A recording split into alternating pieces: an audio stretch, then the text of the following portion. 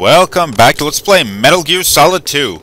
We are still inside Arsenal Gear. We're trying to find our way to the end of it so we can take on and take out the Metal Gear Rays. Ah, shit.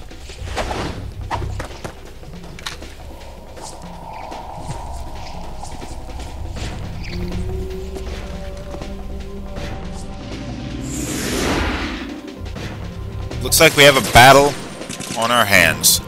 This one's going to be a little more straightforward than the last fight we were in. Because the Arsenal Tengos have nothing to hide behind. There's no cover that we had here. And no one stands above to shoot you with their P90s from above. It's all just in a room. And if you want, Snake will probably take care of all of them for you anyway.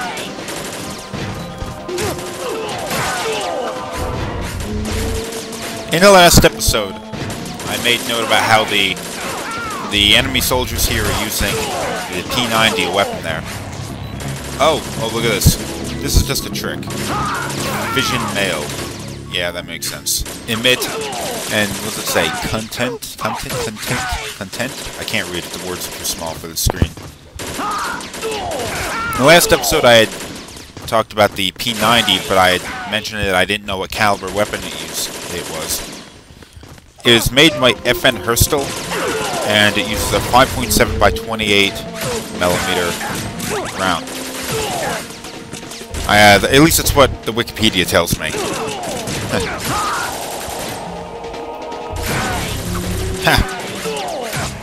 Snake, like last time, is going to basically take out most of the soldiers. Might as well let him do it, but take a few of these guys out as well. He's going to run around with that M4 there and gun all these guys down on his own. You alright? So chances are he's going to be able to kill a lot more than you'll be able to, because he just changes directions and shoots everyone. It's crazy. So look at that. Killing these guys before you can even get to them.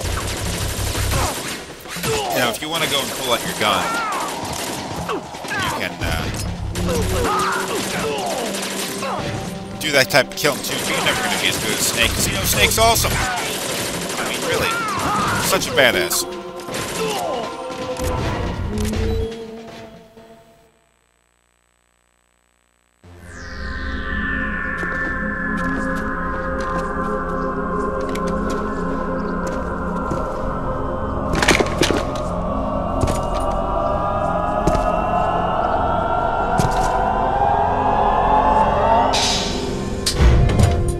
Fortune. It's been a long wait, Solid Snake. The root of all my sorrows. What? 2 years ago, you killed my father. That was the beginning of hell for us. Everyone I love has been taken from me one by one, and no matter how hard I try, I can't follow them.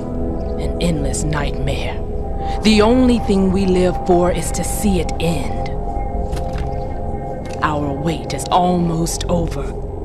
You can't be serious about firing the nuke. Since no one can kill me, I may as well kill everyone I can. Starting with you, Solid Snake. Damn! Looks like I'm today's pick. You go on ahead.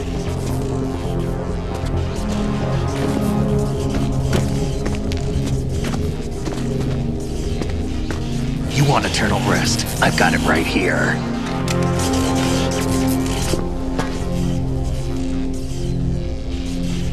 What are you gonna do? Bullets can't get near her. I'll think of something. There's no such thing as a witch. You think you can kill me? I don't know what your group's been through, but let's get one thing clear. I didn't kill your father. Do you think anyone believes your lies? Raiden, get out of here!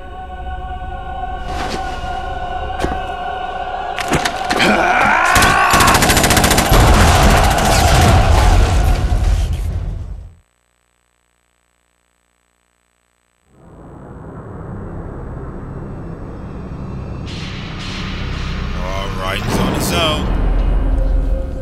Don't disappoint, you blonde bastard.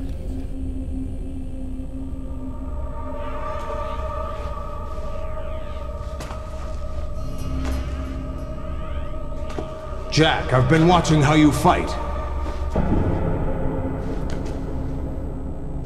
It looks like you've remembered the way you used to kill in the old days. Or is it one of the S3 plan's proud achievements? What are you talking about? It came as a complete surprise when Ocelot discovered the S3 data from GW. Not a bad idea, though. Using fire to fight fire, creating the perfect assassin to retire Solid Snake's brother. S3 stands for Solid Snake Simulation. It's a development program to artificially reproduce Solid Snake, the perfect warrior. The result is a Foxhound Commando. When Foxhound no longer exists, a simulated Solid Snake shaped by VR regimen. Sound like someone you know, Jack? I'm sorry to see you reduced to one of the Patriots' puppets. But I've made use of you, and their plan too. Solid Snake's sudden appearance, your arrival. It was obvious the Patriots were among my ranks. I had to smoke out the agent before the mission entered the final phase. You came in handy, as bait. Jack, those days during the Civil War were as real as they come. Every day was absolute, split between life and death. You ran from it. And now you've been led back to war by something less than real.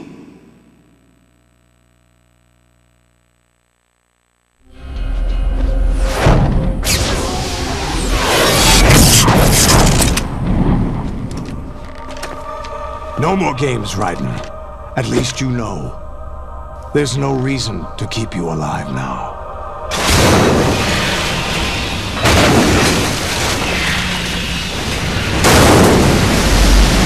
I've given you a worthy opponent, at least. But now, you should die as the little Jackie boy I once knew.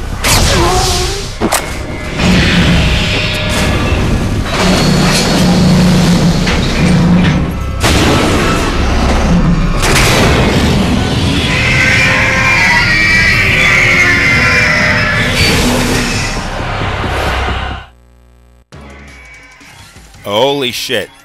Are they serious? There are 3 Metal Gears right in front of us here, and we gotta go look at them in the way out there. There are a lot more just standing around. These are the Metal Gear Rays. They are a mass-produced variant of the Metal Gear Ray that Ocelot had stolen in the beginning of the game. You see a couple of changes. Most obvious being that they are not being controlled by a pilot. They have the computer core GW is controlling them. So there's no pilots in these things, and they're all running on their own. Also in the front of them you'll see that there's 1 glowing eye up there rather than 2. I guess this was to make the production model cheaper. I don't know if it really needed 2 to begin with. But it's an easy way to tell the original from the replacement. Also, the original had U.S. Marine logo. Well, I don't know if the logo was there, I can't remember that. But it said Marines on the side, whereas the mass-produced model says Navy.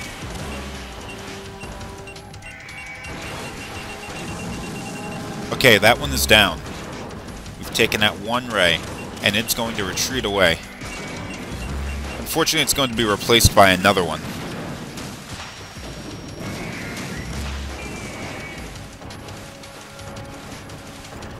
See that one in a different distance walking away. Unfortunately, it's been replaced by another one. Now, Raiden is having to take out a lot of rays during this battle.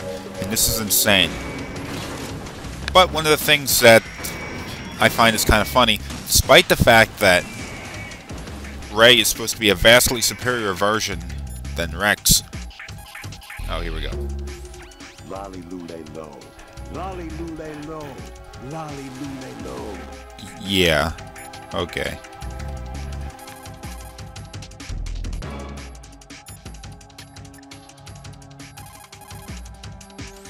Right, aim for Ray's head section with the Stinger missiles.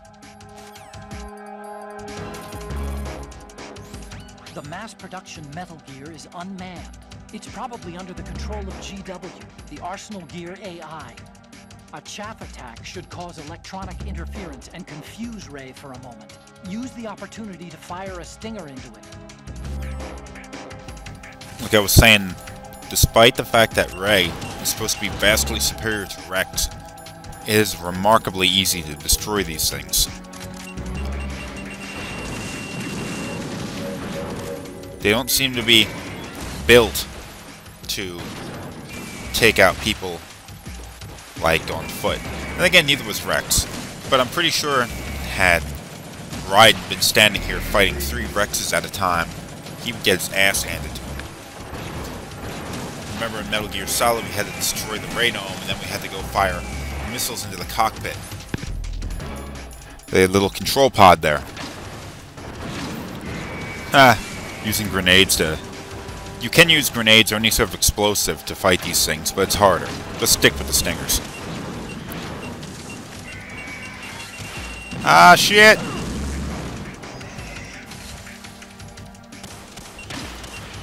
But despite the fact that it's supposed to be superior, I mean, it doesn't seem like it. I mean, come on. Although Raiden seems to be getting his ass kicked right now.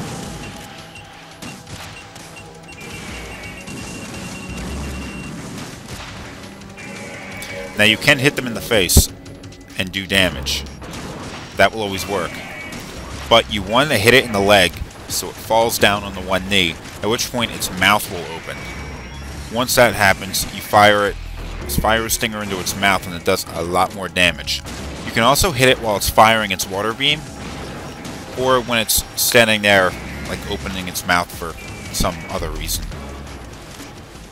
There's a couple of ways you can take these things down, although they all involve firing stingers into its face.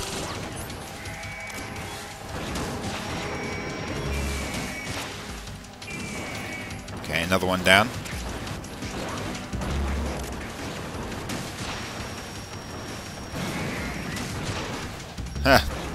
Can't get a good hit on it. One of the things I think is cool about this design, this will be something that on the Otacon will talk about if you gave him another codec conversation. The fact that these Metal Gears seem to bleed when hit is actually part of their function. They have this juice flowing through them, which, when it takes damage, it flows to a part, kind of like a person's blood clotting system. And it sort of, in a way, repairs the damage. I'm surprised that one hit. It didn't lock on to anything. Okay, one more missile in the face, and that should do it. And that should be the last Metal Gear. There we go, it was.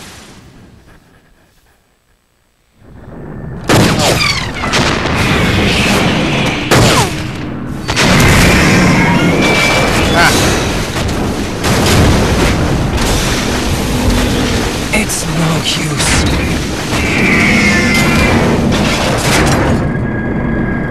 Ah, shit.